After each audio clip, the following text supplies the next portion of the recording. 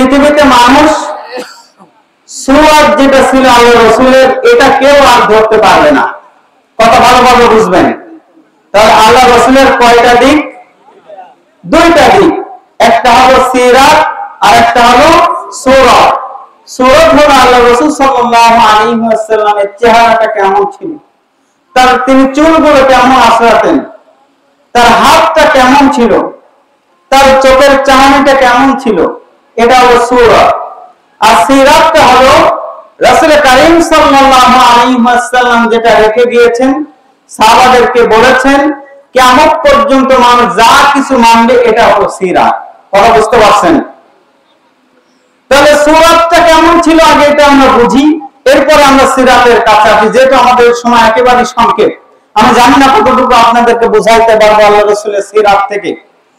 সূরতের ক্ষেত্রে আমরা দুইটা উদাহরণ দিব, তাহলে বুঝতে পারবেন যে কিয়ামত পর্যন্ত এই সূরত আর কেউ ধরতে পারবে না, কাউকে আল্লাহ তাআলা দিবেন না। এক নম্বর সূরত হলো আল্লাহ রাসূল সাল্লাল্লাহু আলাইহি ওয়াসাল্লাম মক্কা থেকে মদিনায় যাচ্ছেন। মদিনায় যাওয়ার সময় একটা গোত্রের কাছে একটা জায়গায় মরুভূমির ভিতরে থামলেন, সে বাড়ির সামনে থামলেন। এই বাড়ির এই এলাকার লোকজনকে, এই বাড়ির লোকজনকে বলা হয় উম্মে মাবাদ। রাসূল কারীম সাল্লাল্লাহু আলাইহি ওয়াসাল্লাম আবু বকর তার সাথে উম্মে মাবাদের কাছে আল্লাহ রাসূল সাল্লাল্লাহু আলাইহি ওয়াসাল্লাম বললেন যে আমাদের পানির তৃষ্ণা পেয়েছে, আমাদের খাওয়ার কিছু আছে কিনা আপনারা যদি দিতেন তাহলে এটা আমরা গ্রহণ করতাম। তো উম্মে মাবাদ বলতেছেন যে আমার ঘরের ভিতরে কোনো কিছু খাবার দেওয়ার মতন নাই, পানিও নাই। রাসূল কারীম সাল্লাল্লাহু আলাইহি ওয়াসাল্লাম দেখলেন তার ঘরের ভিতরে সামনে ছোট্ট একটা ছাগল, যে ছাগলের দুধ হয় না, বান আছে ছোট্ট কিন্তু দুধ হয় না। রাসূল কারীম সাল্লাল্লাহু আলাইহি ওয়াসাল্লাম এই ছাগলের বানের ভিতরে তিনি বিসমিল্লাহ বলে হাত দিলে সাথে সাথে সেখান থেকে আল্লাহ রাসূল সাল্লাল্লাহু আলাইহি ওয়াসাল্লামের এই হাত দেওয়ার সাথে সাথে ভয় করতে সেখান থেকে দুধ পাওয়া শুরু হয়ে গেল। সুবহানাল্লাহ। আমার ভাইরা, বিশ্বনবী সেখান থেকে চলে গেলেন। উম্মে মাবাদের স্বামী যখন ঘরের ভিতরে আসলো, আসার পরে বলল ঘরটা যেমন দেখে গিয়েছিলাম, আসার পরে দেখি ঘরের চেহারা পাল্টে গিয়েছে, আমার কাছে মনে হচ্ছে যে একটু চেঞ্জ কেন?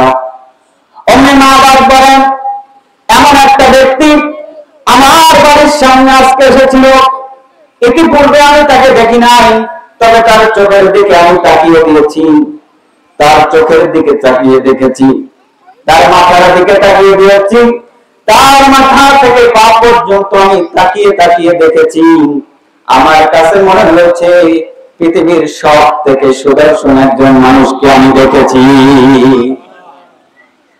আমার ভাইরা, পূর্ণিমার চাঁদ হযরত আয়েশা রাদিয়াল্লাহু তাআলা আনহা বলেন একদিন আমি রাতের বেলা বিশ্বনবীকে নিয়ে বসে আছি, আমি একবার চাঁদের দিকে তাকাই আর একবার আমার নবীর দিকে তাকাই, আমি দেখতে পেলাম ওই পূর্ণিমার চাঁদের থেকে আমার বিশ্বনবীর চেহারা আমার কাছে বেশি ভালো লাগে। এটা বললে অনেক বলা যাবে। তাহলে এটা হলো সূরত, আল্লাহ রাসূলের চেহারাটা কেমন ছিলেন। আল্লাহ তাআলা কোরআনুল কারীমের ভিতরে একজন নবীকে আল্লাহ তাআলা তার চেহারার প্রশংসা করেছেন যে তার চেহারা কেমন ছিল।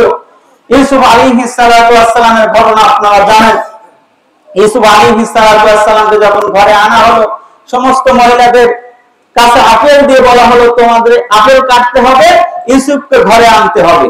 ঘরে ভিতরে আনা হলো, সমস্ত মহিলারা ইউসুফ আলাইহিস সালাতু ওয়াস সালামের চেহারা দেখে তাদের হাত কেটে ফেললো। ইউসুফের চেহারার ঝলক তাদেরকে অবাক করে দিল। তারা এক বাক্যে বললো হাযা মালাকুন কারীম, এটা মানুষ না, এজন সম্মানিত একটা ফেরেশতা।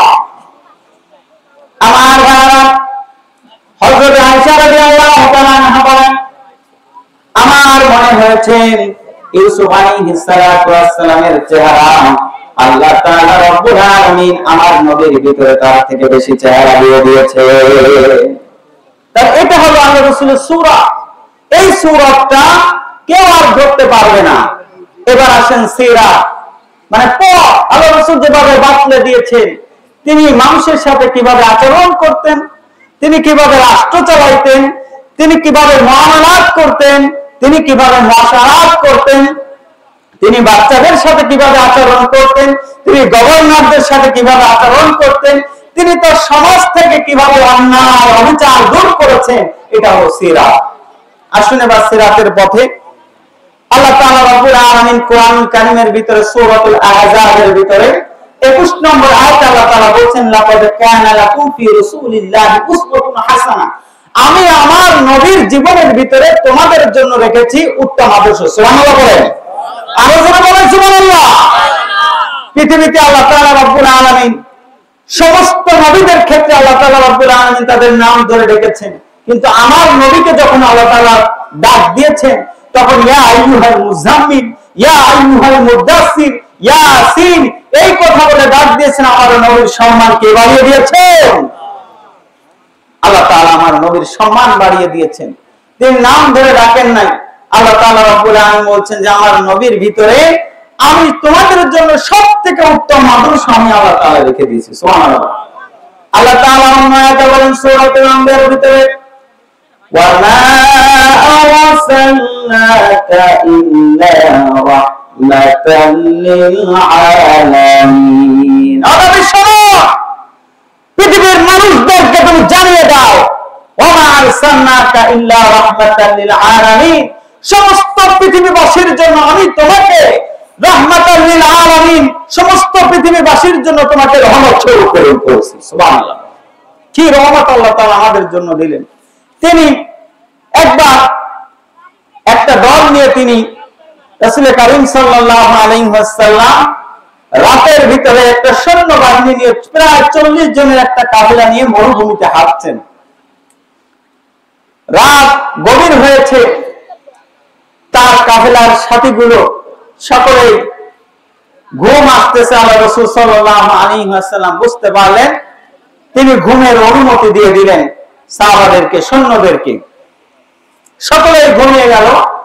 আল্লাহ রাসূল সাল্লাল্লাহু আলাইহি ওয়াসাল্লাম তিনিও ঘুমিয়ে গেলেন। সকাল হয়ে গেল। সকালে রৌদ্র এসে হযরতে ওমরের তার চেহারার উপর পড়েছে, আবু বকরের চেহারার উপর পড়েছে, এই সৈন্যবাহিনীর চেহারার উপর পড়েছে। হযরত আবু বকর জেগে উঠলেন। উঠার পরে দেখেন যে সমস্ত সাহাবাগুলি, সৈন্যগুলি তারা ঘুমিয়ে আছে। ফজরের নামাজ ফরজ হয়ে গিয়েছে, কেউ পড়তে পারে নাই। আল্লাহ রাসূল সাল্লাল্লাহু আলাইহি ওয়াসাল্লাম তিনি উঠতে পারেন নাই। আমার ভাইরা, হযরতে আবু বকর রাদিয়াল্লাহু তাআলা আনহু এরপরে হযরত ওমরকে ডাক দিলেন। হযরত ওমর উঠলেন, তার গলার স্বর অত্যন্ত উঁচু ছিল। তিনি একটা তাকবীর দিলেন, সমস্ত মানুষগুলো উঠে গেল। বিশ্বনবী উঠে গেলেন। ডাকের পরে সাহাবা রাদিয়াল্লাহু তাআলা আনহু বিশ্বনবীর কাছে এসেছে, কি করব, ফজরের নামাজ তো আমরা পড়তে পারি নাই, ইয়া রাসূলুল্লাহ আপনি আমাদেরকে বলে দিন আমরা এখন কি করব। আল্লাহ রাসূল বললেন যে এগোতে থাকো। সাহাবারা এগোতে লাগলেন। একটা জায়গায় সামনে গিয়ে বিশ্বনবী জনাব রাসূলুল্লাহ সাল্লাল্লাহু আলাইহি ওয়াসাল্লাম বললেন, সাহাবারে ওযু করে নাও। ওযু করার পরে আল্লাহ রাসূল নামাজ পড়লেন। দূরে একটা ব্যক্তিকে দেখলেন যে দাঁড়িয়ে রয়েছে, একজন সাহাবা। আল্লাহ রাসূল বললেন, ও আমার সাহাবারে নামাজ পড়লে না কেন? সাহাবী বললেন, ইয়া রাসূলুল্লাহ, ইয়া হাবিবাল্লাহ, ইয়া রাসূলুল্লাহ আমার গোসল ফরজ হয়েছে, আমি নামাজ পড়তে পারি না এজন্য, আর এই পরিমাণ পানিও নাই যে আমি গোসল করব, আমার কাছে পানি নাই এত পরিমাণ। আল্লাহ রাসূল বললেন, তুমি তায়াম্মুম করে নামাজ পড়ে নিলে পারতে, তুমি তায়াম্মুম করে নামাজ পড়ে নাও। সাহাবী রাদিয়াল্লাহু তাআলা আনহু তো সকলে নামাজ পড়ার পরে আবার রওনা দিলেন। মরুভূমিতে তারা চলতে লাগলেন। চলতে চলতে চলতে চলতে এমন একটা সময় আসলো, প্রখর রোদ্দুর, সকলের কাছে পানি ফুরিয়ে গিয়েছে। এমন সময় আল্লাহ রাসূল সাল্লাল্লাহু আলাইহি ওয়াসাল্লাম হযরত আলীকে বললেন যে আলী যাও পানি নিয়ে আসো। আরেকজন সাহাবীকে নিয়ে হযরত আলী পানি খুঁজতে বের হলেন। তিনি যখন পানি খুঁজতে বের হলেন, কোথাও পানি পায় না। দূরে একজন ব্যক্তিকে দেখলেন, দেখা যায় সামনে গিয়ে হাঁটতে হাঁটতে দেখলেন একজন মহিলা উটের উপরে দুইটা মশকে পানি বললেন যে এখানে কোনো পানি আছে নাকি আমাদেরকে আপনি বলেন। মহিলা বলল, এই মরুভূমির ভিতরে একদিন এক রাত পর্যন্ত যদি তোমরা হাঁটতে থাকো কোথাও পানি পাবা না। আমি অনেক দূর থেকে এই পর্যন্ত পানি নিয়ে এসেছি, সুতরাং তোমরা পানি খুঁজে পাবা না, অন্য কোনো ব্যবস্থা করো। হযরত আলী বললেন যে আপনি আমাদের সাথে একটু চলুন, রাসূল করিম সাল্লাল্লাহু আলাইহি ওয়াসাল্লামের কাছে আপনি আমাদের সাথে একটু চলুন। কারণ সাহাবারা জানতেন, সাহাবারা কোন ব্যক্তিকে যদি দেখতেন তারা উদ্গ্রীব হয়ে যেতেন যে ইসলামের দাওয়াতটা পৌঁছে দিই। মহিলাকে নিয়ে আসা হলো, মহিলা আসলেন, আসার পরে আল্লাহ রাসূল তার কাছ থেকে বললেন যে মা, আমাদের এতগুলো লোক, আপনি যদি আমাকে পানির মশকটা একটু দিতেন। দুইটা মশকের মধ্যে পানি, রাসূল করিম সাল্লাল্লাহু আলাইহি ওয়াসাল্লাম তার বরকত কেমন ছিল, দুইটা মশক থেকে নিচের দিকে খুলে দিয়ে তিনি সাহাবাদেরকে 40 জনের সাহাবাদেরকে বললেন, সাহাবারা সকলেই ওযু করে নাও। হযরত আবু বকর বলেন, আমি ওযু করলাম, সকলে ওযু করে নিল। ওই যে সাহাবী যে গোসল ফরজ হয়ে গিয়েছিল, গোসল করে নিল। এরপরে ওই সাহাবী বলতেছেন যে আমি তাকিয়ে দেখি যে পানি আমি দেখেছিলাম এই পানি রয়েছে, ইতিমধ্যে আমরা 40 জন আমাদের ওযু গোসল হয়ে গিয়েছে। সুবহানাল্লাহ, আসতে বলতে পারবেন না, আরো জোরে বলেন সুবহানাল্লাহ। আমার ভাইরা, কথা এতটুকুই নয়, বিশ্ব নবীর সিরাত ছিল, উত্তম চরিত্র ছিল। তিনি যদি কোন মানুষের কাছ থেকে একবার উপকার নিতেন, এই ব্যক্তিকে খুশি করে দিতেন। ওযু গোসল হয়ে গেল, যখন এই পানির মশক তিনি আবার ফেরত দিলেন, ওই মহিলা বলল, আমি যতটুকু পানি দিয়েছিলাম আমি হাতে ধরে দেখি এর থেকেও বেশি পানি মনে হচ্ছে এই ভিতরে আছে। বিশ্বনবী সাহাবাদেরকে ডাক দিলেন, ডাক দেওয়ার পরে বললেন, সাহাবারা শোনো, তোমাদের কাছে যা যা আছে দেওয়ার মতো উপঢৌকন একটা পাত্রে জমা করো। সাহাবারা রাদিয়াল্লাহু তাআলা কারো কাছে খেজুর, কারো কাছে ছাতু, যা কিছু আছে সেখানে জমা করতে লাগলো। জমা করতে করতে একটা স্তূপ হয়ে গেল। এটাকে বেঁধে আল্লাহ রাসূল সাল্লাল্লাহু আলাইহি ওয়াসাল্লাম এই মহিলাকে দিয়ে দিলেন। মহিলা অবাক হয়ে গেল। তিনি যখন ঘরে ফিরে গেলেন, তার ঘরের লোকরা জিজ্ঞেস করলো, এত দেরি হলো কেন? তিনি এক বাক্যে বললেন, এমন একটা ব্যক্তির সাথে আমার দেখা হয়েছিল, ইতিপূর্বে এত ভালো লোক আমার সামনে পড়ে নাই। মনে হচ্ছিল আসমানের সমস্ত শক্তি, আসমানের সমস্ত চেহারা আল্লাহ তাআলা এই ব্যক্তির কাছে দিয়ে দিয়েছে। আবু বকর বলেন, আমাদেরকে নির্দেশ দেওয়া হয়েছিল যখনই আমরা এই ব্যক্তির আশেপাশে যখনই আমরা আক্রমণ করেছি, এই ঘরে আক্রমণ করে নাই। যখনই এই মহিলা বুঝতে পেরেছে, তার গোত্রের মানুষদেরকে বুঝিয়েছে ইসলাম ভালো, ইসলাম সত্য, তোমরা কেন বুঝে না। বোঝাতে বোঝাতে এই মহিলার বোঝানোর কারণে, আল্লাহ রাসূলের চরিত্রের এত মাধুর্যতা সে বোঝানোর কারণে তার গোত্রের সমস্ত মানুষগুলো নিয়ে একবারে সমস্ত মানুষগুলো তারা ইসলাম ধর্ম গ্রহণ করলো। আল্লাহ রাসূলের সিরাত, এটা একটা বিশ্বনবী জনাবে রাসূলুল্লাহ সাল্লাল্লাহু আলাইহি ওয়াসাল্লাম তার যে সিরাত ছিল, এই সিরাত মানুষ যখন গবেষণা করবে তারা দেখবে যে বিশ্বনবীর যে সিরাত ছিল, তার যে পথ ছিল, তার যে আদর্শ ছিল, এই আদর্শ আল্লাহ তাআলা এমন ভাবে বিশ্বনবীকে দিয়েছেন যেটা পৃথিবীর অন্য কোন মত, অন্য কোন মানুষের মাঝে খুঁজে পাওয়া যাবে না। সুতরাং আল্লাহ রাসূলকে মানতে হবে, তার সিরাতকে আমাদেরকে ধরতে হবে। সিরাত মাহফিল দিলাম কিন্তু সিরাতটা নিতে পারলাম না, তাহলে এই মাহফিল, এই সিরাত মাহফিল আমাদের কোনো কাজে আসতে পারে না। আল্লাহ রাসূলকে জানতে হবে।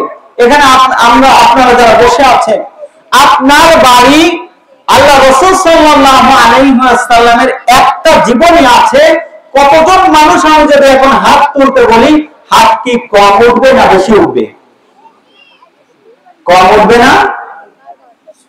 আল্লাহ রাসূলকে জানতে হবে, জানতে হবে তার জীবনী আমাদের এই সিরাত থেকে নিতে হবে। একটা গ্রন্থ হলেও আমার পরিবারের ভিতরে আমি রাখবো, এখান থেকে পারবো না আমরা ইনশাআল্লাহ? কোন বই রাখবেন? আপনারা যারা একটু এডুকেটেড পারসন তারা রাহিকুল মাকতুম রাখবেন, আর যারা গবেষণা করতে চান তারা সিরাতে মুস্তাফা রাখতে পারেন, সিরাত ইবনে হিশাম রাখতে পারেন। আর যারা যুবক তোমরা আছো তোমাদেরকে বলি তোমরা রাখবা হলো আল্লাহ রাসূল সাল্লাল্লাহু আলাইহি ওয়াসাল্লামের মোটিভেশনাল স্পিচ, সেটা হলো হে যুবক তোমাকে বলছি। আল্লাহ রাসূলের অনেক গ্রন্থ আছে, অনেক গ্রন্থ আছে যে গ্রন্থগুলি পড়লে একজন মানুষ সে মানুষের মতো মানুষ হতে পারে। কলেজ, বিশ্ববিদ্যালয়, ইউনিভার্সিটি যদি আল্লাহ রাসূলের জীবনটা বাধ্যতামূলক করা হতো, এই আমাদের সন্তানরা একজন আবু বকর, একজন ওমরের সঠিক উত্তরসূরি হতো। কিন্তু আমাদের কলেজ, ইউনিভার্সিটিতে কি আল্লাহ রাসূলের জীবনে পুঙ্খানুপুঙ্খানুরূপে আছে?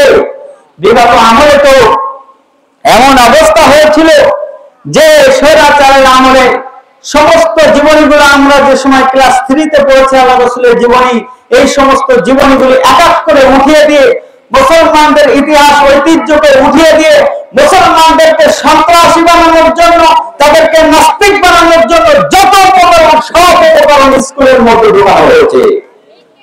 এই যে 5 আগস্টের পরে আপনারা দেখতেছেন না, স্কুলে প্রাইমারি স্কুলে গানের শিক্ষক নিয়োগ দেওয়া হবে, প্রাইমারি স্কুলে গানের শিক্ষক নিয়োগ দেওয়া হবে। অথচ এই যে ৭৫,০০০ গানের শিক্ষক নিয়োগ দেওয়া হবে, অথচ একজন যে ব্যক্তি আরবি পড়ায়, ধর্মীয় টিচার, এই টিচার যদি নিয়োগ দেওয়া হতো তাহলে এই নিয়োগের মাধ্যমে হাজার হাজার বাচ্চা প্রাইমারিতে কোরআন শিখতে পারত। আমাদের ব্যর্থতা, আমাদের টাকায় প্রধান উপদেষ্টার বেতন চলে, আমাদের টাকায় ওসির বেতন চলে, আমাদের টাকায় ডিসির বেতন চলে, আমাদের টাকায় ইউএর বেতন চলে, পুলিশের বেতন চলে, অথচ শিক্ষকের বেতন চলে। আমার সন্তানকে নাস্তিক করার জন্য এরা উঠে পড়ে লেগেছে। কি পেয়েছো কি তোমরা? একটা সন্তান, একজন মুসলমানের সন্তান প্রাইমারি স্কুলে যাবে তোমার গান শেখানোর জন্য, এই তামাশা আর চলতে দেওয়া যাবে? কথা বল না কেন? এই তামাশা আর চলতে দেওয়া যাবে? প্রধান উপদেষ্টা সহ যারা দায়িত্বে আছে তাদেরকে আমি বলতে চাই যে 15 বছরে যে ন্যারেটিভ তৈরি করা হয়েছিল ইন্ডিয়ার প্রেসক্রিপশনে, আমাদের সন্তানদেরকে নাস্তিক বানানোর যে পরিকল্পনা করা হয়েছিল, মুসলমানদের রক্ত থাকতে এই অভ্যুত্থানের পরে এরকম আর ন্যারেটিভ তৈরি করা যাবে না। আমাদেরকে জানতে হবে, কথা বলতে হবে যে আমার সন্তান কলেজের সন্তান স্কুলে যাবে, আমি আমার সন্তানকে গান শেখানোর জন্য আমি আমার সন্তানকে স্কুলে পাঠাবো না। আমার সন্তানকে যেন ধর্মীয় নৈতিকতা মূল্যবোধে বিশ্বাসী হয়, এজন্য অবশ্যই সেখানে ধর্মীয় টিচার নিয়োগ করতে হবে।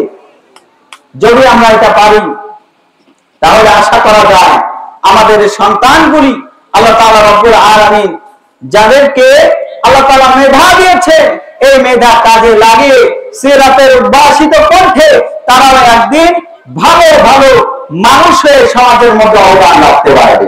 পারবো আমরা ইনশাআল্লাহ? তাহলে এই যে সিরাতের যে মাস, সিরাতুন নবী সাল্লাল্লাহু আলাইহি ওয়াসাল্লাম,